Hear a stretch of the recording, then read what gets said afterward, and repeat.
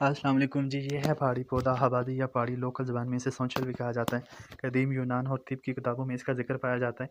इसे एशिया और बरा रोम के इलाकों में सदियों से बतौर ग़िज़ा और दवा इस्तेमाल किया जाता रहा है।